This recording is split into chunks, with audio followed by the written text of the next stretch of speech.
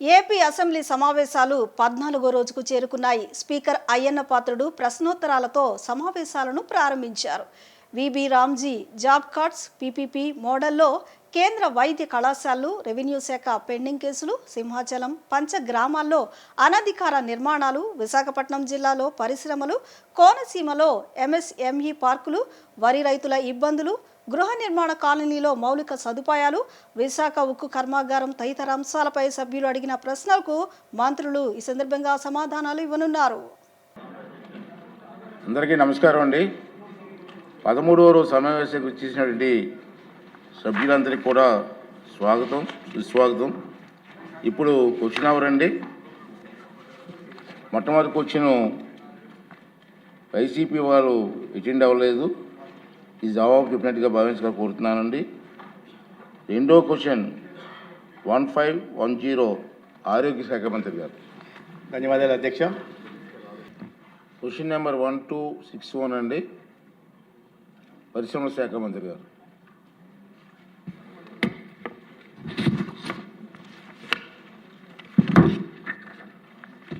Sir అధ్యక్ష. గారు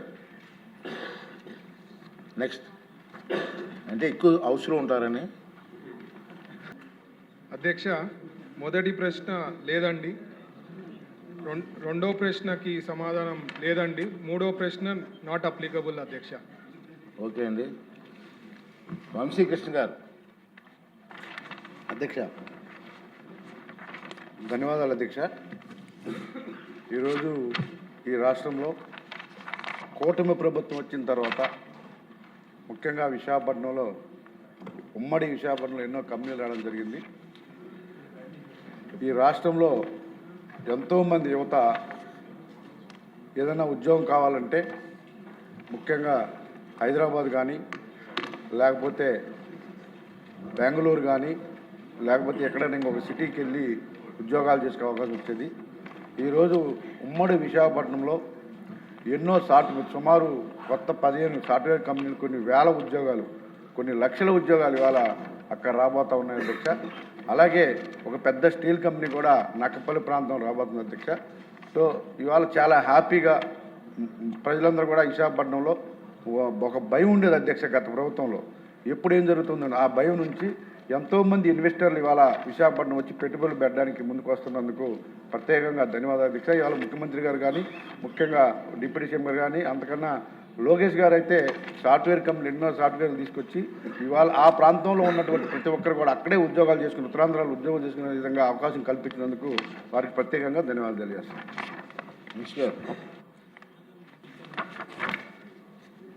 అధ్యక్ష, మనకి విశాఖపట్నంలో కారిడార్ కింద విశాఖపట్నం చెన్నై ఇండస్ట్రియల్ కారిడార్ అని చెప్తాం అధ్యక్ష.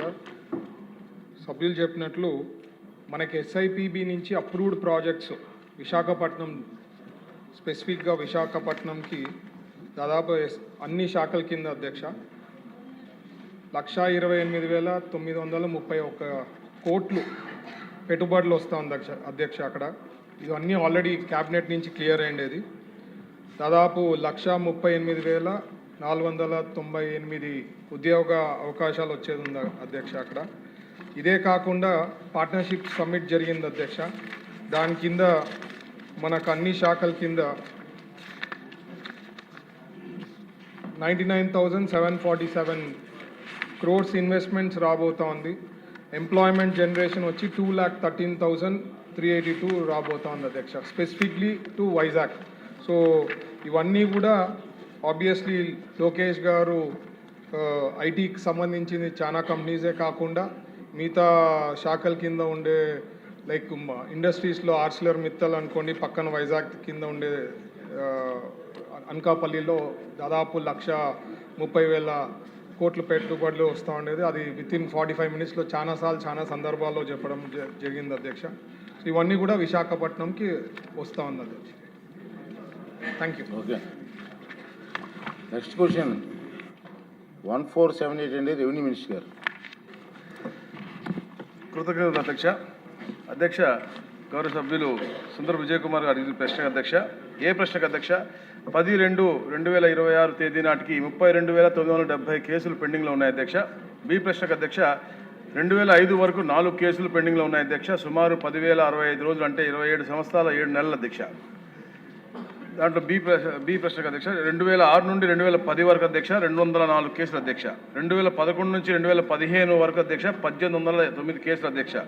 2016 నుండి 2020 వరకు అధ్యక్ష 17,291 కేసులు అధ్యక్ష. 2021 నుంచి 2025 వరకు అధ్యక్ష 12,434 కేసులు అధ్యక్ష. 2026 నేటి దాకా అధ్యక్ష కేవలం 1,228 కేసులు అధ్యక్ష. అనుబంధం జత చేయడం అధ్యక్ష. అధ్యక్ష సి ప్రశ్న అధ్యక్ష ప్రతి జిల్లాకు ఒక అనుసంధాన అధికారి లైజన్ ఆఫీసర్ ప్రభుత్వం నియమించింది అధ్యక్ష. వారు గౌరవ హైకోర్టులో ప్రభుత్వ న్యాయవాదులకు మరియు జిల్లా పరిపాలనతో పాటు అనుసంధానం చేస్తూ ఉంటారు అధ్యక్ష. మరియు డబ్ల్యూపీఓ రాతపూర్వకంగా సూచనలు మరియు ప్రతివాద అఫిడవిట్ల నిర్ణీత సమయం దాఖలు చేయడానికి కూడా వాళ్ళు గైడెన్స్ ఇస్తారు అధ్యక్ష. అలాగే అధ్యక్ష ఉన్నత న్యాయస్థానంలో పెండింగ్లో ఉన్న కేసులన్నీ కూడా పర్యవేక్షించడానికి ప్రతి కలెక్టరేట్లో కూడా ఒక లీగల్ సెల్ కూడా ఏర్పాటు చేయడం జరిగింది అధ్యక్ష. మూడోది అధ్యక్ష ప్రవేశ స్థాయిలో ప్రభుత్వ ప్రయోజనాలు చురుగ్గా కాపాడుకోవడానికి ప్రభుత్వ న్యాయవాదుల సమాచారాన్ని సంరక్షించడానికి టెంప్లెట్ల ద్వారా ఉపయోగించాలని కలెక్టర్లకు తహసీల్దారులందరికీ కూడా సూచన ఇవ్వడం జరిగింది అధ్యక్ష. అలాగే అధ్యక్ష కోర్టు కేసులను ఎలా నిర్వహించాలి మరి కౌంటర్ అఫిడవిట్ రూపొందించడం కోసం అప్పీళ్లు రివిజన్ల పిటిషన్ల కోసం అధ్యక్ష స్పీకింగ్ ఆర్డర్లు ఇచ్చే విధంగా డిప్యూటీ తహసీల్దార్లకి అలాగే తహసీల్దార్లకు వర్క్షాప్ కూడా ఇవ్వడం జరిగింది అధ్యక్ష. అలాగే Andhra Pradesh online litigation case management system ద్వారా వెబ్సైట్ ద్వారా అధ్యక్ష అఫిడవిట్లు ఆర్డర్లు డౌన్లోడ్ చేసుకోవడం మరియు సంబంధిత తహసీల్దార్ ఆర్డీఓలను సరైన కౌంటర్లు మొదలైన వాటిని సమర్పించడం కోసం అధ్యక్ష ఆదేశాలు జిల్లా లీగల్ సెల్ పర్యవేక్షిస్తుంది అధ్యక్ష. ఆఖరిగా అధ్యక్ష జాయింట్ కలెక్టర్తో వీడియో కాన్ఫరెన్స్ ద్వారా క్రమం తప్పకుండా సమీక్ష నిర్వహించి కోర్టు కేసులను సక్రమంగా పరిష్కరించే విధంగా తీసుకోవాల్సిన చర్యలపై వారిని మార్గదర్శకాలన్నీ కూడా ఇవ్వడం జరుగుతూ ఉంది అధ్యక్ష. థ్యాంక్ యూ అధ్యక్ష.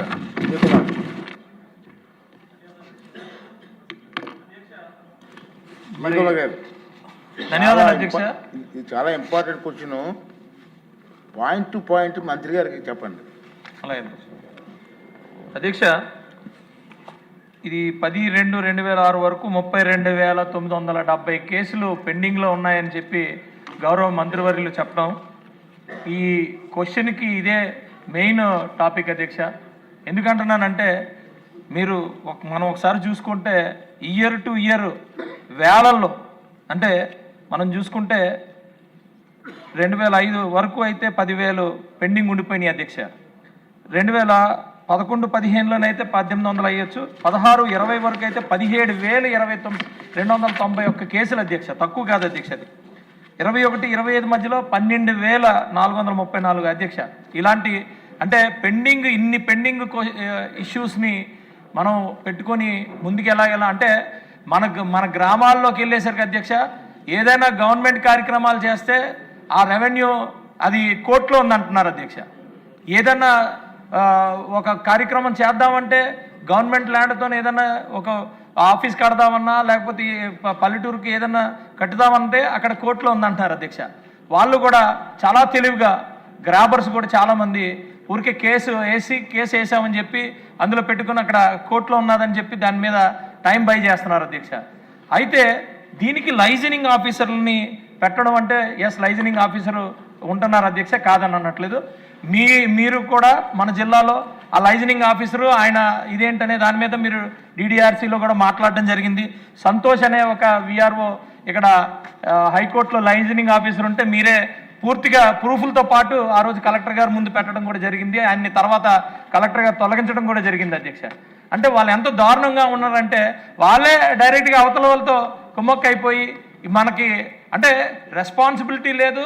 వాళ్ళు వీరి కేసులు ఎలా ఉన్నాయి ఎంత ఉన్నాయి అది గెలిచామా లేదా వాళ్ళ పరిస్థితి ఏంటి ఎవ్వరికి కూడా రెస్పాన్సిబిలిటీ పక్కన పెడితే వాళ్ళకి ఆ కేసులు ఓడిపోతే దాని మీద శిక్ష కానీ వాళ్ళు ఏమైనా తప్పులు చేస్తే అయ్యేమైనా ఇదైతే దాని మీద చర్య తీసుకోవడం కానీ ఇలాంటివి ఎక్కడ కూడా లేదు అధ్యక్ష.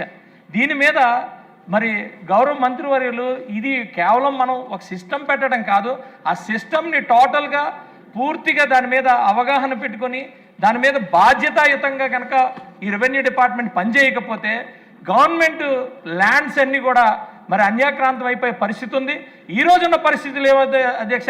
ఏ అధికారిని చూసినా కోర్టుకు వెళ్ళారంటున్నారు అధ్యక్ష.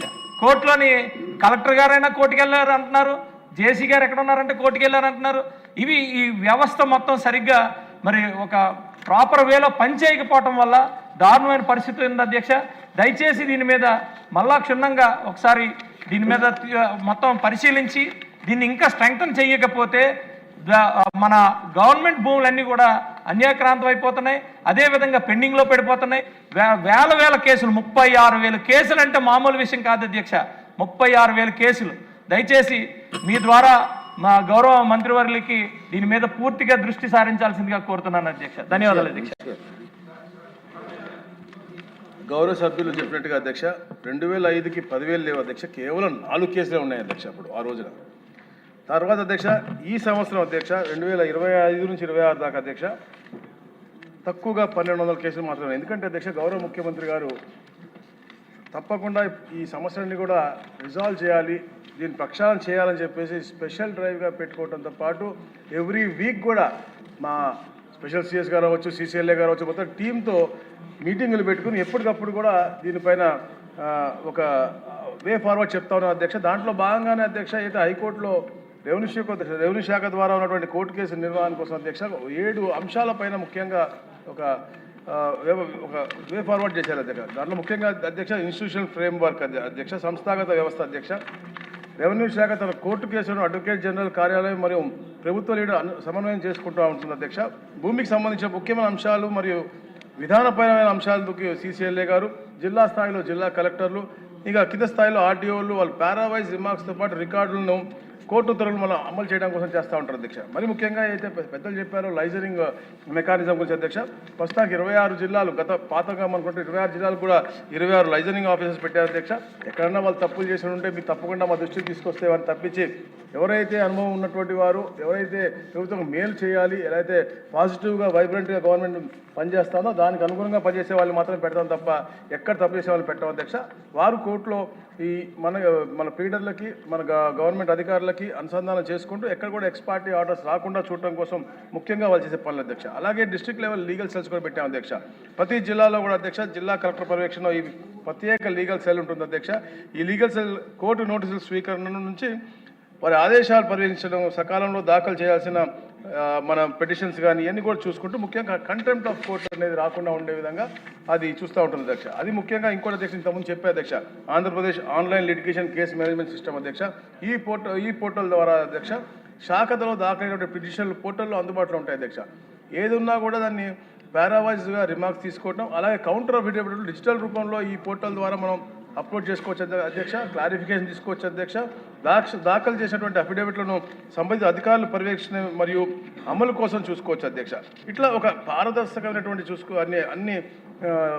అన్నింటి కూడా చూసుకుంటూ అధ్యక్ష కొన్ని ఇలాంటి ఆన్లైన్ సిస్టమ్ ద్వారా అధ్యక్ష అడ్మిషన్ స్టేజ్లోనే కొన్ని పరిష్కరింపబడతా ఉన్నాయి అధ్యక్ష. ఎందుకంటే రెవెన్యూ క్లినికల్ చేస్తా ఉన్నాం, ఇతర అంటే స్పీడ్ ఆఫ్ డూయింగ్ బిజినెస్ ఏదో చేస్తా ఉన్నాం, కార్యక్రమాలు చేస్తా ఉన్నాం అధ్యక్ష. గవర్నెన్స్ దాంట్లో కూడా ఇది చాలా ఉపయోగపడుతూ ఉంది అధ్యక్ష.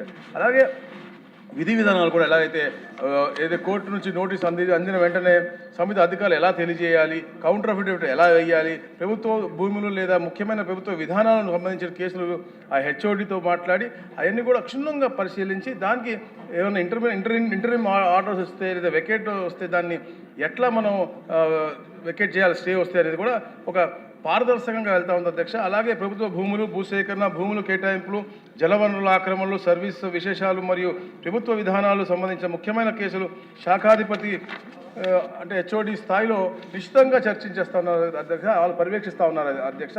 ఇట్లాంటివి కూడా ఎక్స్ పార్టీ ఆర్డర్స్ రాకుండా కూడా ప్రత్యేకమైన శ్రద్ధ పెడతా ఉన్నారు అధ్యక్ష. కౌంటర్ దాఖలు చేయడంలో కూడా ఆలస్యం జరగకుండా ఉండే విధంగా ఒక ఫిక్స్డ్ రెస్పాన్సిబిలిటీ కూడా పెట్టి ముందుకెళ్తా ఉన్నాం అధ్యక్ష. అలాగే అధ్యక్ష ఏదైతే ఆంధ్ర హైకోర్టులో కేసులను సమర్థవంతంగా నిర్వహించడానికి అధ్యక్ష రెవెన్యూ శాఖ ఒక క్రమబద్ధకరమైన మరియు సాంకేతికతో కూడిన వ్యవస్థను ఏర్పాటు చేసింది అధ్యక్ష. ఇట్లా అధ్యక్ష ప్రతి ఒక్క సమస్యను కూడా సకాలంలో మనం పరిష్కరించాలని చెప్పేసి ఒక సిస్టమ్ కూడా ఏర్పాటు చేయడం జరిగింది అధ్యక్ష. మనం చూస్తున్నాం అధ్యక్ష ఎక్కడ చూసినా కూడా సమస్యలు అనేవి కూడా ఎక్కువగా మనకి రెవెన్యూ ల్యాండ్ విషయాల మీదనే వస్తూ ఉన్నాయి అధ్యక్ష. అలాగే ఏదో ఈ మధ్య మనం పార్టీ ఆఫీసులో మనందరం కూడా కూటమి ప్రభుత్వం ఉంది, ప్రతి ఒక్క పార్టీ ఆఫీసులో కూడా టైం కూర్చుంటా ఉన్నాం కదా అధ్యక్ష. అక్కడ కూడా పెద్దలు వస్తా ఉన్నారు అధ్యక్ష, మా పిల్లలు మాకు తెలియకుండా రాయం చేసుకున్నారు అని. అలాంటి వారికి కూడా మనకి సీనియర్ సిటిజన్ కోర్ట్స్ పెట్టి అక్కడ కూడా మనం హెల్ప్ డెస్క్ పెట్టి వాళ్ళకు కూడా హెల్ప్ చేసే విధంగా, అంటే ఎవ్వరు కూడా అన్యాయక్రాంతం కాకూడదు, మన వంతు పకడ్బందీగా న్యాయస్థానానికి మన యొక్క వాయిస్ వినిపించాలని చెప్పే లక్ష్యంతో పనిచేస్తా ఉన్నాం అధ్యక్ష. ఎక్కడ ఏ లీగల్ కేసు అనేది దాని స్పెషల్ డ్రైవ్ తీసుకుని తప్పకుండా పరిష్కరిస్తాం అధ్యక్ష. థ్యాంక్ యూ అధ్యక్ష. మినిషి గారు అంటే ఇక్కడ బెంచ్ మించి కామెంట్ చేయకూడదు కానీ తప్పలేని పరిస్థితులు చేయవలసి వస్తుంది. మీరు అనుకున్నట్టు జిల్లా నుంచి ప్రభుత్వం తరపున కేసులు జెన్యూన్ కేసులు కూడా హైకోర్టులో ఓడిపోతున్నాం మనం. జెన్యూన్ కేసులు జెన్యూన్ కాకపోతే అది వేరు, జెన్యూన్ కేసులు కూడా ఓడిపోతున్నాం. కారణం ఏంటి? మీ లైజెన్స్ ఆఫీసర్ కొల్యూడ్ అవుతున్నాడా? అక్కడ మన ప్రభుత్వం లాయర్స్ పనిచేయట్లేదా ఏంటన్నది ఒకసారి వెరిఫై చేస్తే జెన్యూన్గా వస్తుంది. తప్పకుండా రివ్యూ చేస్తాం అధ్యక్ష. ఏదైనా సభ్యులు ఏదైనా ఇక్కడ పర్టికులర్ ఒక ఇష్యూ ఉంటే తమరి ద్వారా మా దృష్టికి తీసుకొస్తే తప్పకుండా అలాంటి తప్పు చేసిన వాళ్ళ మీద యాక్షన్ కూడా తీసుకోబోతుంది అధ్యక్ష. గతంలో కూడా తమ చెప్పినట్టుగా ఎవరైనా తప్పులు చేసినట్టు మనకు ప్రూవ్ అయినప్పుడు మనం యాక్షన్ తీసుకున్నాం అధ్యక్ష. Definitely will do our best. Thank you అధ్యక్ష. నెక్స్ట్ క్వశ్చన్ అండి 1243 మినిషి గారు, శ్రీనివాస్ మినిషి గారు.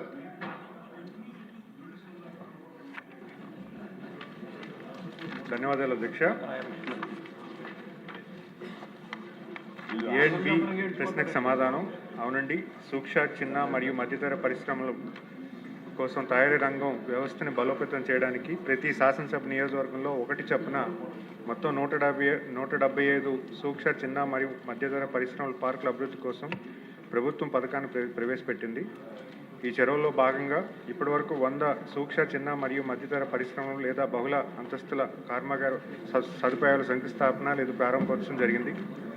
మిగిలిన 75 నియోజకవర్గాల్లో భూమి గుర్తింపు లేదా సేకరణ పనులు ప్రస్తుతం జరుగుతున్నాయి. కోనసీమ ప్రాంతంలో సహా కొన్ని నియోజకవర్గాల్లో ఎంఎస్ఎంఈ పార్కులు ఏర్పాటు చేయడం కోసం తగిన ప్రభుత్వ భూమి కొరత ఉండటం మరియు భూసేకరణ ఇబ్బందులు ఎదురవడంతో లేఅవుట్ టైప్ లేదా ఎంఎస్ఎంఈ పార్కులకు బదులుగా బహుళ అంతస్తుల కర్మాగార సదుపాయాలను నిర్మించడం కోసం 3 నుంచి 5 ఎకరాల ప్రభుత్వ భూమిని గుర్తించాల్సిందిగా ప్రభుత్వం జిల్లా కలెక్టర్ను కోరడం జరిగింది. అంతేకాకుండా ఈ నియోజకవర్గాల్లో ఎంఎస్ఎంఈ పార్కులు లేదా ఎఫ్ఎఫ్ఎస్ ఫ్లాటెడ్ ఫ్యాక్టరీస్ అభివృద్ధి చేయడం కోసం భూములు సమీకరించడం ద్వారా లేదా ప్రైవేట్ భాగస్వాములతో కలిసి అభివృద్ధి చేయడంలో లేదా పరిశ్రమల మౌలిక సదుపాయాల సంస్థలతో కలిసి భాగస్వాములు కావడాన్ని ఆసక్తిగా ఉన్న భూ యజమానులను గుర్తించాలని ప్రభుత్వం కూడా వారిని కోరడమైనది. మరి అలాగే ప్రభుత్వ ప్రైవేట్ భాగస్వామి పార్కుల విధానం కింద ఇప్పటి వరకు రాష్ట్రంలో ప్రైవేట్ భూములు దాదాపు 7 ఎంఎస్ఎంఈ పార్కులను కూడా ఏర్పాటుకు ఆమోదం చేయడం తెలిపింది. ధన్యవాదాలు. బండారు సత్యానంద్ గారు. మంత్రి గారు ఇచ్చిన సమాధానంలో ఎంఎస్ఎంఈ పార్కుల ఏర్పాటులో 175 నియోజకవర్గాలు కానీ 100 నియోజకవర్గాలు ఏర్పాటయ్యి ఇంకా 75 నియోజకవర్గాల్లో భూసేకరణ కొరత ఇబ్బంది ఉందని తెలియజేశారు అధ్యక్ష. ఆ నియోజకవర్గాల్లో మా కొత్తపేట నియోజకవర్గం కూడా ఉంది అధ్యక్ష. మీ ద్వారా మరి మా ప్రాంతం యొక్క కోనసీమ ప్రాంతం ప్రధానంగా వ్యవసాయ ఆధారం, కొబ్బరి, వరి, ఆక్వాకల్చర్, మత్స్య పరిశ్రమ, కోయర్, అరటి మరియు ఆహార ప్రాసెసింగ్ రంగాలకు చాలా అవకాశాలు ఉన్నాయి అధ్యక్ష. ఇక్కడ సహజ వనరుల్లో ఆధారిత పారిశ్రామిక కేంద్రాలు ఏర్పాటు చేస్తేనే ఈ ఎంఎస్ఎంఈల ద్వారా సాధ్యం అధ్యక్ష. వ్యవసాయం కాకుండా వ్యవసాయాన్ని తగ్గించి ఆర్థిక వైవిధ్యం కావాలంటే ఎంఎస్ఎంఈలు ప్రభుత్వం ప్రోత్సహించాల్సిన అవసరం ఉంది అధ్యక్ష. దానికోసం ఎంఎస్ఎంఈలు ఏర్పాటు చేయడం కోసం ప్రభుత్వం కొన్ని చర్యలు చేపట్టాలని మీ ద్వారా మంత్రి గారిని కోరుతూ ఉన్నాను అధ్యక్ష. ఎంఎస్ఎంఈ పార్కులకు ప్రభుత్వ భూమి లభ్యత లేకుంటే అక్కడ ఉన్న ప్రత్యేక పరిస్థితుల్లో దేవాదాయ శాఖ భూములు దీర్ఘకాలిక లీజు ప్రాతిపదికన ఏపీఐసిసి ద్వారా అయినా ప్రభుత్వం లేదా ప్రైవేట్ భాగస్వామ్యంలో చేపట్టడానికి ఉన్న అవకాశాలు ఏమైనా ఉంటే పరిశీలించమని కోరుతూ ఉన్నాను అధ్యక్ష. రెండవది, ఎంఎస్ఎంఈ పార్కులు అక్కడున్న వనరులు ఏ అయితే ఇక్కడ వ్యవసాయపరమైన వనరులు ఉన్నాయో వాటికి ప్రత్యేక క్లస్టర్స్గా, అంటే ఆహార ప్రాసెసింగ్, ఫుడ్ ప్రాసెసింగ్ కానీ, సముద్ర ఆహార ప్రాసెసింగ్ కానీ, కొబ్బరి, అరటి మరియు కాయర్ మొదలగు పరిశ్రమలు క్లస్టర్స్ కింద ఏర్పాటు చేస్తే కొంతమంది వ్యక్తులు వచ్చి ఏమైనా ప్రైవేట్ రంగం నుంచి అయినా వచ్చి అక్కడ ఈ క్లస్టర్స్ని అభివృద్ధి పరచడానికి ప్రభుత్వం ఇచ్చే ప్రోత్సాహాలు ఎంఎస్ఎంఈల ద్వారా అందుకుని వాళ్ళు అభివృద్ధి చేయడానికి అవకాశం ఉంటుంది అధ్యక్ష. అదొక విషయాన్ని కొంచెం క్లస్టర్స్ కింద ఏర్పాటు చేసే అవకాశాన్ని గమనించమని ఒకటి పరిశీలించమని ఒకటి కోరుతా ఉన్నాను అధ్యక్ష. మూడో ఎంఎస్ఎంఈలపై ప్రజలకి అవగాహన ఉండాలి అధ్యక్ష. ఆ ప్రాంత రైతులు లేదా అక్కడ ప్రజల్లో ఆ ప్రాంతంలో ఇంక పరిశ్రమలు రావు, ఇక్కడ భూములు దొరకవు, ఏ విధమైన అభివృద్ధి లేదని ఒక అపోహ ఉంది అధ్యక్ష. దాన్ని పోగొట్టాలంటే ఔత్సాహిక పారిశ్రామికవేత్తలను ఆకర్షించాలి, అంటే ప్రొడక్షన్ మార్కెటింగ్ అవకాశాలు ఉన్నాయని తెలియజేయడం కోసం ఎంఎస్ఎంఈల ద్వారా స్టార్టప్లు మద్దతు కోసం ఇంక్యుబేషన్ సెంటర్స్ కానీ R&D సెంటర్స్ కానీ ఫైర్ బోర్డు, కోకోనట్ బోర్డు ద్వారా రీజనల్ సెంటర్ లాంటివి ఏర్పాటు చేయడానికి ప్రభుత్వం కృషి చేయాలి. అదేవిధంగా ఏపీ స్కిల్ డెవలప్మెంట్ ద్వారా కూడా సహజ వనరులు ఏమన్నా అక్కడ ఏమున్నాయో చూసుకుని స్కిల్ డెవలప్మెంట్ ఇచ్చేలాగా అక్కడ కార్యక్రమాలు, శిక్షణ కార్యక్రమాలు కూడా చేపడితే ఆ ప్రాంతం కాస్త పారిశ్రామిక అభివృద్ధి చెంది అభివృద్ధి పడడానికి అవకాశం ఉంటుంది కనుక ఆ విషయాలు ఇవన్నీ కూడా గమనించి ప్రభుత్వ పరంగా కృషి చేయాలని మీ ద్వారా ప్రభుత్వ దృష్టికి, మంత్రి గారి దృష్టికి తీసుకొస్తా ఉన్నాను అధ్యక్ష. అధ్యక్ష, గౌరవ ముఖ్యమంత్రి గారు ప్రధానంగా ఎంఎస్ఎంఈస్ ఒక మంచి ఈకోసిస్టమ్ క్రియేట్ చేయాలని 176 నియోజకవర్గాల్లో ప్రతి నియోజకవర్గంలో ఒక ఎంఎస్ఎంఈ పార్క్ కానీ ఒక ఫ్లాటెడ్ ఫ్యాక్టరీ కాంప్లెక్స్ కానీ ఏర్పాటు చేయడానికి ఒక ఆదేశాలు ఇవ్వడం జరిగింది. దానికి అనుగుణంగానే 100 ఎంఎస్ఎంఈ పార్కులు ఆల్రెడీ ఫౌండేషన్ అండ్ ఇనాగ్రల్ కూడా చేయడం జరిగింది అధ్యక్ష. ప్రధానంగా కోనసీమ జిల్లాకు వచ్చేసరికి ఉన్నటువంటి నియోజకవర్గాల్లో అమలాపురం అండ్ రామచంద్రాపురంలో ఫ్లాటెడ్ ఫ్యాక్టరీ కాంప్లెక్సెస్కి ఆల్రెడీ ఫౌండేషన్ చేయడం జరిగింది అధ్యక్ష. పనులు కూడా స్టార్ట్ అవుతున్నాయి. అలాగే కొత్తపేటలో దేవరాపల్లి అనే లొకేషన్లో ఆల్రెడీ 3.3 ఏకర్స్ ఫ్లాటెడ్ ఫ్యాక్టరీ కోసం ప్రతిపాదించడం జరిగింది అధ్యక్ష. రాజోల్ నియోజకవర్గంలో గొల్లిపాలెం లొకేషన్లో కూడా ఒక 5 ఎకరాలు, ముమ్మిడివరం కాన్స్టిట్యున్సీలో కొత్తలంకలో ఒక 5 ఎకరాలు ఆల్రెడీ నోటిఫై చేయడం జరిగింది అధ్యక్ష. ఇది ఫేజ్ 3లో ఈ నియోజకవర్గాల్లో ఫ్లాటెడ్ ఫ్యాక్టరీస్ ఏర్పాటు చేయడం జరుగుతుంది అధ్యక్ష. ముఖ్యంగా గౌరవ ముఖ్యమంత్రి గారు రూరల్ ఎంప్లాయ్మెంట్కి ప్రధానంగా పెద్దపీట వేస్తూ ప్రైవేట్ ఎంఎస్ఎంఈ పార్క్ పాలసీ కూడా పెట్టడం జరిగింది అధ్యక్ష. మీ ద్వారా ప్రజలందరికీ తెలియజేస్తుంది ఏంటంటే, ఎవరికైనా ఒక ప్రైవేట్ ల్యాండ్ ఎవరికైనా ఉంటే ఎంఎస్ఎంఈ పార్క్ని డెవలప్ చేసుకోవడానికి కూడా ఈరోజు ప్రభుత్వం అవకాశం కల్పిస్తుంది. అంటే ఇక్కడ గవర్నమెంట్ ల్యాండ్ తీసుకోవడం జరుగుతుంది. గవర్నమెంట్ ఇంకో 3 మోడల్స్ ఇక్కడ ఇవ్వడం జరిగింది అధ్యక్ష. ఫస్ట్ మోడల్లో కంప్లీట్గా ప్రైవేట్ ల్యాండ్ ఉంటే ప్రైవేటు ఎవరైతే ల్యాండ్ ఓనర్ ఉన్నారో వాళ్ళు పార్క్ కింద డెవలప్ చేసి అన్ని అనుమతులు ఇవ్వడానికి కూడా ప్రభుత్వం సహకరిస్తుంది. అలాగే మోడల్ 2లో పార్షియల్ గవర్నమెంట్, అంటే ఒక ప్రైవేట్ ల్యాండ్లో మధ్యలో ఏదైనా గవర్నమెంట్ ల్యాండ్ కానీ ఏపీఐసీ ల్యాండ్ కానీ ఉంటే దానికి కూడా గవర్నమెంట్ కూడా ఒక వెసులుబాటు కల్పించి దాన్ని డెవలప్ చేసి గవర్నమెంట్ ల్యాండ్కి ఎంతైతే ఉందో దానికి పర్సంటేజ్ ఆఫ్ ల్యాండ్ అలొకేషన్ ఏపీఐసీకి ఇచ్చి మిగతాది ప్రైవేట్ ఓనర్కి ఇవ్వడానికి, డెవలపర్కి ఇవ్వడానికి కూడా ఒక ప్రతిపాదన మోడల్ 2లో ఇవ్వడం జరిగింది అధ్యక్ష. అలాగే కంప్లీట్గా గవర్నమెంట్ ల్యాండ్, ఏపీఐసీ ల్యాండ్లు కూడా కొన్ని పార్క్స్ని కూడా మేము డెవలప్ చేయడానికి సెక్టర్ ఓరియంటెడ్ పార్క్స్ కూడా ఇవ్వడం జరుగుతుంది అధ్యక్ష. ప్రధానంగా ఈ కోనసీమ జిల్లాకి ఎక్కడైతే ల్యాండ్ డెఫిషిట్ ఉందో అక్కడ ప్రైవేట్ పార్క్స్ని ఎంకరేజ్ చేయడానికి కూడా ఒక మోడల్ ఎంచుకొని ప్రైవేట్ వాళ్ళని కూడా ఎంకరేజ్ చేస్తున్నాము. అలాగే గౌరవ సభ్యులు ఇక్కడ ఎండోమెంట్ ల్యాండ్ గురించి కూడా ఇక్కడ ప్రస్తావించడం జరిగింది అధ్యక్ష. ఎండోమెంట్ ల్యాండ్ని ఏపీఐసీ లీజ్ మోడల్లో ఎక్వైర్ చేసుకొని ఎవరైనా ఇండస్ట్రీస్ లీజ్ మోడల్లో రన్ చేస్తే వాళ్ళకి ఇవ్వడానికి కూడా ఒక కార్యాచరణ ఉందనేది నాకు సెక్రటరీ గారు చెప్పడం జరిగింది అధ్యక్ష. దాన్ని కూడా నేను గౌరవ సభ్యులు అన్నట్టుగా దాని ఫీజిబిలిటీ ఎండోమెంట్ డిపార్ట్మెంట్తో మాట్లాడి ఒకవేళ ల్యాండ్ లీజ్ మోడల్లో తీసుకొని ఇండస్ట్రీస్ లీజ్ మోడల్లో రన్ చేసే వాళ్ళు ఎవరైనా ఉంటే వాళ్ళకి ఇవ్వడానికి ఎంతమంది అప్లికేషన్ ఉండొచ్చు, దానికి ఫీజిబిలిటీ ఉంటానంటూ ఖచ్చితంగా ఉంటే దాన్ని కూడా కార్యరూపం చేస్తున్నాము. అలాగే గౌరవ సభ్యులు అడిగినట్టుగా క్లస్టర్స్ గురించి కూడా ప్రతిపాదన చేశారు. ఆల్రెడీ ఎంఎస్ఎంఈ క్లస్టర్స్ ఆల్రెడీ ఒక ప్రతిపాదన ఉంది, సుమారు 10 కోట్లతో. ఆల్రెడీ ఒక క్లస్టర్ 30 కోట్లతో ఆల్రెడీ రన్నింగ్లో ఉంది. అలాగే గౌరవ ముఖ్యమంత్రి కూడా స్టేట్ క్లస్టర్స్ కూడా ఇవ్వడం జరిగింది అధ్యక్ష. స్టేట్ క్లస్టర్స్ కోసం ఒక 50 క్లస్టర్స్ వరకు కూడా గౌరవ ముఖ్యమంత్రి గారు రాష్ట్రంలో ఏర్పాటు చేయడానికి ఇవ్వడం జరిగింది. అందులో కూడా కోనసీమ జిల్లాలో కొన్ని ఇస్తున్నాం. అలాగే ఎన్ఆర్ఎల్ఎం క్లస్టర్స్ కూడా ఇక్కడ ఇవ్వడం జరుగుతుంది. మరి అలా స్టార్టప్ ఇంకొక సిస్టమ్కి రతన్ టాటా ఇన్నోవేషన్ హబ్ ద్వారా ఎనీ స్టార్టప్ ఇన్క్యుబేషన్కి రతన్ టాటా ఇన్నోవేషన్ హబ్లో ద్వారా వాళ్ళు ఏదైనా కొత్త స్టార్టప్ ఏదైనా ఉండి కాయర్ బోర్డ్లో కానీ, కోకోనట్లో కానీ, లేకపోతే బనానా ఓరియంటెడ్ కానీ, ఫుడ్ ప్రాసెసింగ్లో ఏదైనా కూడా దాన్ని ఒక మంచి ఈకోసిస్టమ్ కూడా క్రియేట్ చేయడం జరిగింది. ఏ స్టార్టప్ వచ్చినా కూడా దానికి మానిటైజేషన్కి ఒక ఫండింగ్ మెకానిజం కూడా రతన్ టాటా ఇన్నోవేషన్ హబ్లో ఏర్పాటు చేయడం జరిగింది అధ్యక్ష. అలాగే గౌరవ సభ్యులు అనేటువంటి స్కిల్ డెవలప్మెంట్ కూడా దానికి కూడా ప్రతిపాదనలు అనేవి జరుగుతున్నాయి అధ్యక్ష. ఖచ్చితంగా ఎవరికి ఏ స్కిల్ కావాలన్నా కూడా దాన్ని అలవర్చేలాగా ఈరోజు స్కిల్ డెవలప్మెంట్ అలాగే ఎంఎస్ఎంఈను కలిసి పనిచేయడానికి సిద్ధంగా ఉంది అధ్యక్ష. ధన్యవాదాలు అధ్యక్ష. క్వశ్చన్ నెంబర్ 1503 అండి, అగ్రికల్చర్ మినిస్టర్. అవును.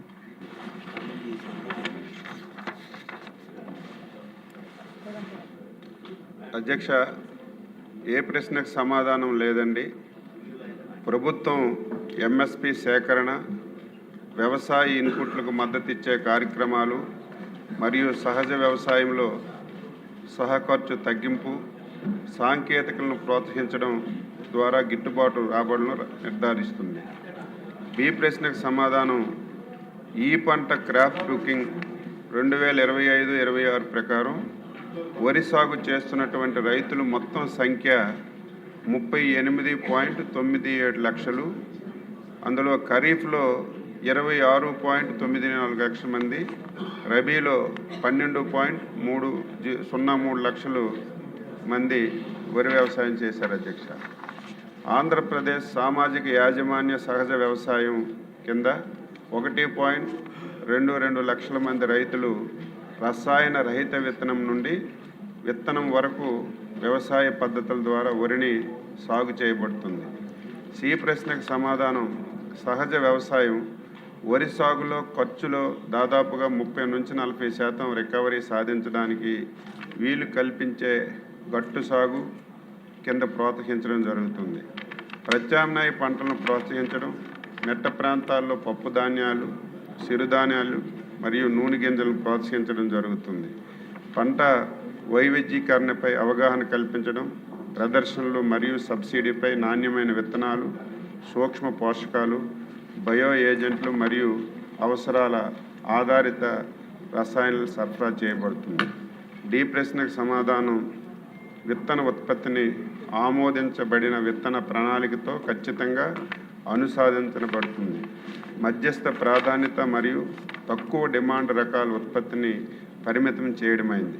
అధిక డిమాండ్ రకాలను ప్రోత్సహించడం, వ్యవసాయ వాతావరణ అనుకూలత మరియు మార్కెటింగ్ డిమాండ్ ఆధారంగా ఏఎన్జిఆర్ఏ మరియు ఇతర ఎస్ఏయు యొక్క ప్రాధాన్యత గల కొత్త విడుదల చేసిన రకాలను పండించమని రైతులను ప్రోత్సహించబడుతుంది. 2025-26లో సబ్సిడీ కింద ప్రధానంగా అత్యంత ప్రాధాన్యత కలిగిన రకాలైనటువంటి విత్తనాలు 1,75,290 క్వింటాలు సరఫరా చేయబడింది. ఈశ్వరరావు గారు. నమస్కారం అధ్యక్ష. మన రాష్ట్రంలో ఎక్కువ మంది రైతులు వ్యవసాయం మీద ఆధారపడుతున్న విషయం మనందరికీ తెలుసు అధ్యక్ష. అందులో ఎక్కువ మంది రైతులు వరి పండిస్తున్నారు అధ్యక్ష. మన ఎన్డీఏ ప్రభుత్వం వచ్చినాక నేరుగా రైతుల నుంచే ధాన్యం కొనుగోలు చేసి వాళ్ళకి 24 గంటల్లోపే వారి ఖాతాల్లోకి మద్దతు ధరని మనం ఇస్తున్న విషయం కూడా మనందరికీ తెలుసు అధ్యక్ష. అయినప్పటికీ కూడా ఆరుగాలం కష్టపడుతున్నటువంటి రైతాంగం, ముఖ్యంగా వరి పండిస్తున్న రైతులు ఇప్పటికీ కూడా వాళ్ళు కొన్ని సర్వేల ప్రకారం ఇప్పటికీ కూడా వాళ్ళు అప్పుల్లో కూరుకుపోతున్నారు అంటున్నారు అధ్యక్ష. దీనిలో వాస్తవం ఉందా? ఉంటే దానికి తగ్గ చర్యలు మన ప్రభుత్వం ఏమైనా తీసుకుంటుందా? మన రాష్ట్రంలో ఎక్కువ మంది రైతులు నెంబర్ బియ్యాన్ని పండిస్తున్నారు అధ్యక్ష. కానీ ప్రజలు ఎక్కువగా కూడా సన్న బియ్యాన్ని తినే సన్న బియ్యం కోసం మొగ్గు చూపుతున్నారు అధ్యక్ష. అటువంటిప్పుడు మన రైతాంగం కోసం మనం ప్రత్యేకంగా వారి కోసం సన్న బియ్యం పండించే విధంగా రైతుల్లో మార్పు తీసుకొచ్చే విధంగా మన ప్రభుత్వం ఏమైనా ప్రయత్నిస్తుందా? దాని తాలూకా విషయాలు వెల్లడించవలసింది కోరుతున్నాం అధ్యక్ష. అదేవిధంగా మొక్కజొన్న పండించే రైతులు కూడా మాకు మద్దతు ధర లేక ఇబ్బంది పడుతున్నాం అంటున్నారు అధ్యక్ష. మన ప్రభుత్వం మద్దతు ధరని మొక్కజొన్న కూడా ఇస్తుందా? అదేవిధంగా మొక్కజొన్నను కూడా మన ధాన్యం ఎలాగైతే కొనుగోలు చేస్తున్నామో ప్రభుత్వం నేరుగా రైతు నుంచి, మొక్కజొన్న రైతుల దగ్గర నుంచి కూడా మనం మొక్కజొన్నను కూడా కొనుగోలు చేసే ప్రతిపాదన ఏమైనా మన ప్రభుత్వం దగ్గర ఉందా? ఈ విషయంపై మంత్రివర్యుల్ని ప్రశ్నిస్తున్నాను. ఈశ్వర గారు, మీరు వరి మీద క్వశ్చన్ చేసి మొక్కజొన్న గురించి అడిగారు, దానికి సమాధానం చెప్పినామండి. రామినేని శ్రీనివాసరావు గారు.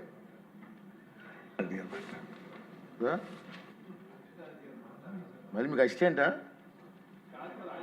ఆయన పేరు కూడా ఉంది భయ్య. అందరూ బీజేపీ సభ్యులు కదా, అడిగారు నన్ను, ఆయన మాట్లాడతా. వారికి ఇస్తాను, వారి పేరు కూడా ఉంది. తప్పకుండా ఇవాళ రైతాంగం ప్రభుత్వం తీసుకున్న విత్తనాల్లో కానీ, అలాగే యూరియా కొరత వచ్చినప్పుడు తీసుకున్న చర్యలు కానీ, అలాగే కొనుగోలు 24 గంటల్లో డబ్బులు పడతాం కానీ రైతాంగం చాలా సంతోషంగా ఉంది అధ్యక్ష. కాకపోతే మనం ఈ తుఫాను బారికి పడకోకుండా ప్రతిసారి ఎక్కువసార్లు తుఫానుకు లోనవ్వకుండా మనం ఆ టైమింగ్స్ మార్చి వ్యవసాయాన్ని ఇంకా లాభసాటిగా చేయాలి. తప్పకుండా ప్రభుత్వం తీసుకున్న చర్యలను మనస్ఫూర్తిగా అభినందిస్తూ ఇంకా బాగా చేయాలని కోరుకుంటున్నాను. ధన్యవాదాలు అధ్యక్ష.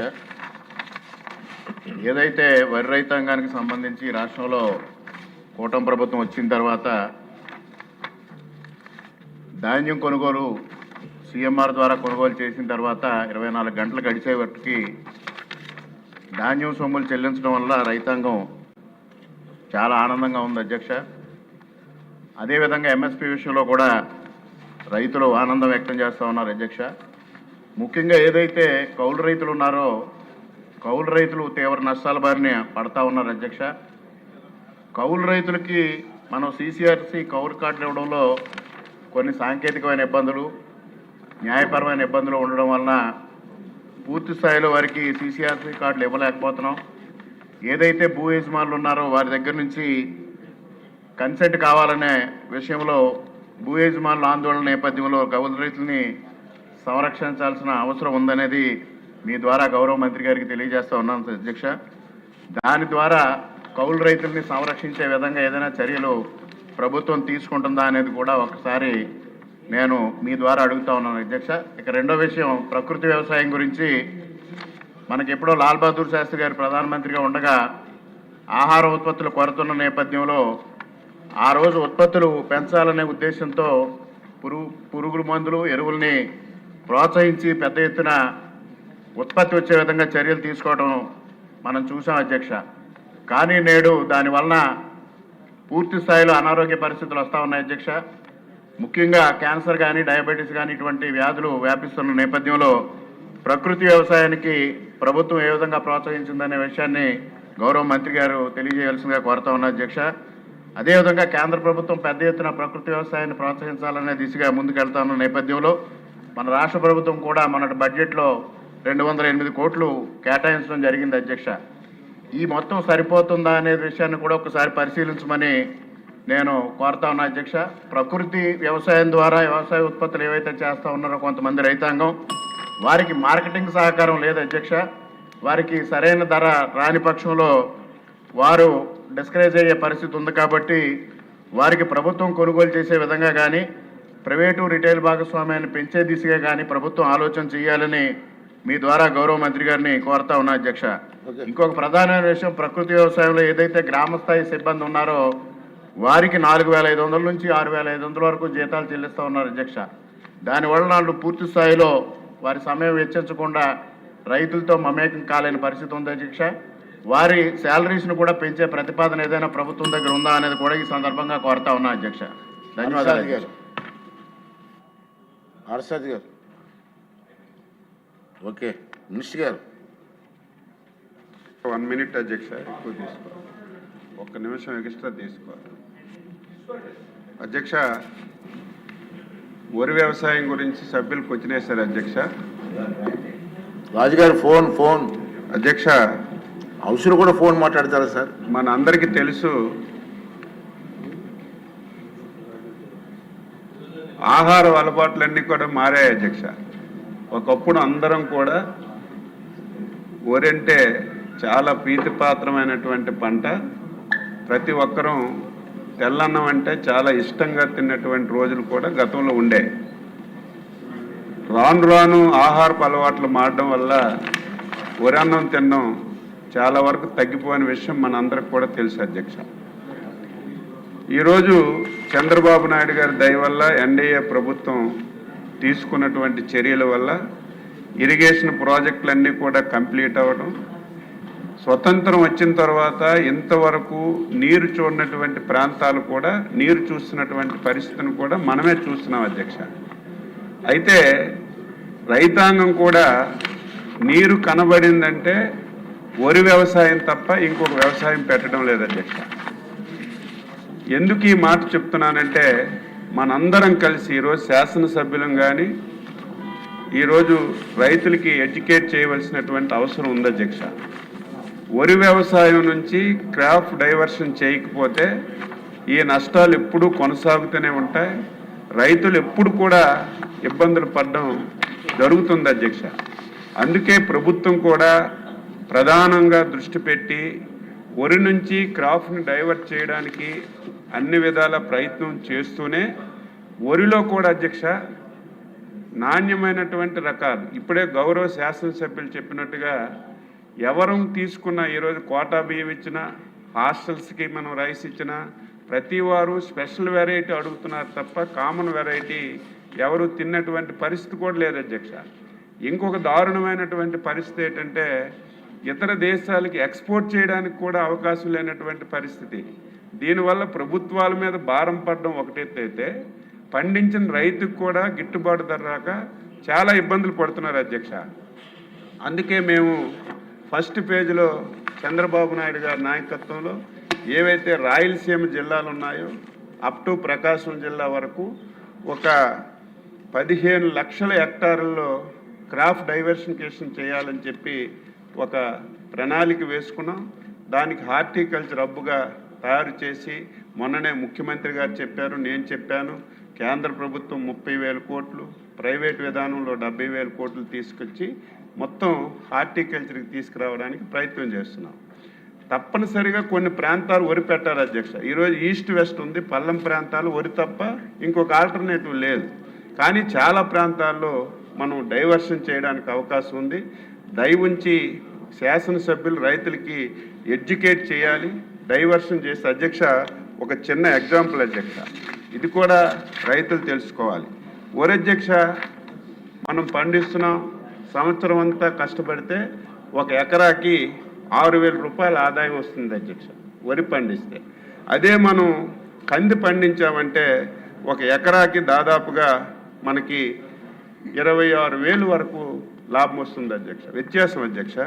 అదేవిధంగా మినుములు పండిస్తే మనకి ఒక ఎకరాకి దాదాపుగా 21,000 లాభం వస్తుంది అధ్యక్ష. అదేవిధంగా జొన్న పండిస్తే ఒక ఎకరాకి 16,000 లాభం వస్తుంది. అదేవిధంగా పామాయిల్ అధ్యక్ష చాలా బెస్ట్ క్రాప్ ఈ రాష్ట్రంలో ఏదైందంటే పామాయిల్ అధ్యక్ష. చాలామందికి కూడా తెలుసు పామాయిల్లో ఇంటర్ క్రాప్ కూడా వచ్చింది. ఈరోజు కోకో వేస్తున్నారు, కొన్ని దగ్గర మిరియాలు వేస్తున్నారు, అదనంగా కూడా లాభం వస్తుంది. ఈరోజు పామాయిల్ వల్ల ఒక రైతుకి ఒక సంవత్సరానికి 1,50,000 లాభం వస్తుంది అధ్యక్ష. 20,000 ఇస్తున్నాం, ఎప్పుడు ఈ రాష్ట్రంలో ఎవరికి ఇవ్వనటువంటి ధర ఇస్తున్నాం. ఈరోజు దానికి కావలసినటువంటి అన్ని సదుపాయాలు కూడా ప్రభుత్వమే సమకూరుస్తుంది అధ్యక్ష. వాళ్ళు డైవర్షన్ అవుతామని చెప్తే ఇమీడియట్గా ప్రభుత్వం యాక్షన్ తీసుకొని వాళ్ళకు మొక్కలు ఇస్తున్నాం, సలహాలు సూచనలు ఇస్తున్నాం, డ్రిప్ ఇస్తున్నాం, స్ప్రింక్లర్ ఇస్తున్నాం, మళ్ళీ కొనే కార్యక్రమం తీసుకొని ఈరోజు పామాయిల్కి చాలా ప్రోత్సహిస్తున్నాం. దయవుంచి శాసనసభ్యులందరూ కూడా డైవర్షన్ చేయకపోతే రైతుకు మేలు జరిగే పరిస్థితి లేదు. ఎప్పుడు వరి అంటే మనం చాలా ఇబ్బందులు పడతామని చెప్పి ఈ సభ ద్వారా రైతులకి శాసనసభ్యులకి తెలియజేస్తున్నాను. తప్పనిసరిగా వరి కూడా కొంత అవసరం. దానికి ఇప్పటికే మా వ్యవసాయ విశ్వవిద్యాలయ సైంటిస్టులకి అందరికీ ఆదేశాలు ఇచ్చాం. ఏదో పాత వరి వంగడాలు కాకుండా ఇప్పుడు వరి వంగడాల్లో కూడా మార్పు తీసుకొచ్చి ఎవరైతే తింటున్నారో, ఎవరైతే యూసేజ్ చేస్తున్నారో ఆ రకాలనే మనం ప్రోత్సహించాలి. ఆ రకాల విత్తనాలకే మనం సబ్సిడీ ఇవ్వాలని ఒక నిర్ణయం తీసుకొని ముందుకెళ్తున్నామని కూడా ఈ సందర్భంగా తెలియజేస్తున్నాను. న్యాచురల్ ఫార్మింగ్ కూడా అత్యధిక ప్రాధాన్యత ఇస్తున్నాం. కేంద్ర ప్రభుత్వం చాలా చొరవ తీసుకుంటుంది. తప్పనిసరిగా న్యాచురల్ ఫార్మింగ్ కూడా ముందుకెళ్తామని ఈ సందర్భంగా తెలియజేస్తున్నాను. అధ్యక్ష, కౌలు రైతుల అధ్యక్ష 2014-19లో కౌలు రైతులకి విపరీతంగా మనం రుణాలు ఇచ్చేవాళ్ళం. దురదృష్టవశాత్తు 19లో ప్రభుత్వం మారిన తర్వాత కౌలు రైతుల చట్టాన్ని మార్చారు అధ్యక్ష. ఎవరైతే ఓనర్ ఉన్నారో ఓనర్ సంతకం పెడితే తప్ప కౌలు రైతులకి లోన్లు ఇచ్చే పరిస్థితి లేదు. అయినా ముఖ్యమంత్రి గారు స్టేట్ లెవెల్ బ్యాంకర్స్ మీటింగ్లో స్పష్టంగా ఆదేశాలు ఇచ్చి దాన్ని మీరు దృష్టిలో పెట్టుకోకుండా ఎట్టి పరిస్థితుల్లో కౌలు రైతులకి తప్పనిసరిగా లోన్లు ఇవ్వమంటే ఈరోజు మేము 9.13 లక్షల మందికి ఈ CCRC కార్డులు ఇచ్చి 4,474 కోట్ల రూపాయల అధ్యక్ష ఆంధ్రప్రదేశ్ చరిత్రలో ఇంత కౌలు రైతులకు లోన్లు ఇచ్చినటువంటి సందర్భం లేదు. ముఖ్యమంత్రి గారు చొరవ తీసుకొని బ్యాంకర్స్ మీటింగ్లో బ్యాంకర్స్కి స్పష్టమైన ఆదేశాలు ఇచ్చి 4,470 కోట్ల రూపాయలు కౌలు రైతులకు కూడా లోన్లు ఇచ్చిన ఈ సందర్భంగా తెలియజేస్తున్నాను. అదేవిధంగా చివరికి అధ్యక్ష ఇప్పుడే మన రామకృష్ణారెడ్డి గారు అడిగారు, క్రాప్ డైవర్షన్లో ఈ సంవత్సరం మొక్కజొన్న ఎక్కువ వేశారు అధ్యక్ష. విపరీతంగా మొక్కజొన్న క్రాప్ వచ్చింది. దీనికి కూడా 2,400 రూపాయలు ఇప్పటికే మనకి మద్దతు ధర ప్రకటించాం. అది కూడా మార్కెట్ ధర కొనడానికి ప్రభుత్వం పరిశీలన చేస్తుంది. అది కూడా ఒకసారి ముఖ్యమంత్రి గారి దృష్టిలో పెట్టి వీలైనంత తొందరగా అది కూడా కొనడానికి ప్రయత్నం చేస్తాం అధ్యక్ష. చాలా ఇబ్బందులు వచ్చాయి. మొన్న కూడా చెప్పాను, ఫస్ట్ టైం చాలా సమస్యలు వచ్చినా ఏ సమస్య వచ్చిందని పారిపోకుండా సమస్యను అడ్రస్ చేస్తూ రైతుకి ఎక్కడ కూడా ఇబ్బంది లేకుండా మొత్తం అన్ని పంటలు కొని రైతుకి న్యాయం చేయడానికి అన్ని విధాల ప్రయత్నం చేస్తున్నాం. అదేవిధంగా గౌరవ కామినేని శ్రీనివాసరావు గారు చెప్పారు, మనకి తుఫాన్లు వచ్చి చాలా వరకు నష్టపోతున్నాం. దీన్ని కూడా ముఖ్యమంత్రి గారు ఏం చేశారంటే ఫస్ట్ టైం 90% అధ్యక్ష ఆఫ్టర్ రబీ తర్వాత కూడా 90% రిజర్వాయర్లో నీరంతా కూడా ఉంది. ఒకప్పుడు నీరు లేక జూన్లో జూలైలో మనం ఖరీఫ్ పండించేవాళ్ళం. ఈ సంవత్సరం ఎట్టి పరిస్థితిలో మేము క్యాంపులు పెడుతున్నాం. మీరు కూడా రైతులకు ఎడ్యుకేట్ చేయండి. 2 మాసాలు ముందుకి ఖరీఫ్ తీసుకురావాలని ప్లాన్ చేస్తున్నాం. రేపు మే నెలలోనే ఖరీఫ్ వస్తే 2 మాసాల ముందు మనకు ఖరీఫ్ పండితే ఎప్పుడైనా సరే అనుకోకుండా విపత్తులు వస్తే దాని బారి నుంచి తప్పించుకొని రైతుకు మేలు చేయడానికి అవకాశం ఉంటుంది. ఇరిగేషన్ శాఖ మేము కలిసి సంయుక్తంగా 2 మాసాల ముందుకే ఖరీఫ్ తేడానికి ప్రయత్నం చేస్తున్నాం. శాసనసభ్యులు కూడా మీ ప్రాంతాల్లో మీరు రైతులకు ఎడ్యుకేట్ చేసి మీరందరూ కూడా సహకరించాలని ఈ సందర్భంగా తెలియజేస్తున్నాం. క్వశ్చన్ నెంబర్ 199 అండి, దేవాదాయ శాఖ మంత్రి గారు.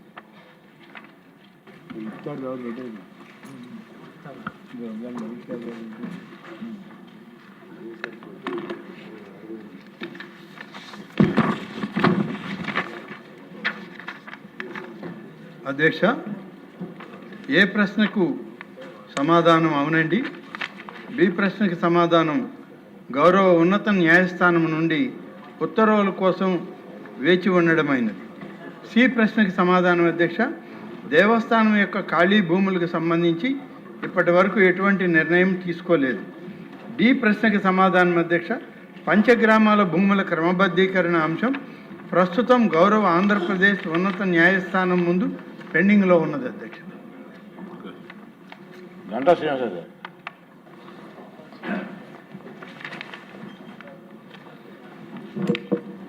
అధ్యక్ష ధన్యవాదాలు. ఇది ఎన్నో ఏళ్లుగా పెండింగ్ ఉన్న సమస్య అధ్యక్ష, మీకు కూడా బాగా అవగాహన ఉంది. పంచగ్రామాలు అడివరం, యాపగుంట, చెమలాపల్లి, పురుషోత్తపురం, వెంకటాపురం 5 గ్రామాలు, 5 అసెంబ్లీ కాన్స్టిట్యూన్స్ అధ్యక్ష.